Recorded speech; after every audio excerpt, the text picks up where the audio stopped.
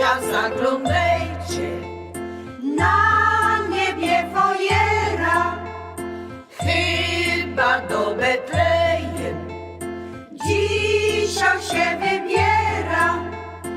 Dziwują się wszyscy ludzie, ani burek nie śpi w budzie. Pójdźcie wszyscy do Betlejem, pójdźcie do Betlejem, do Betlejem.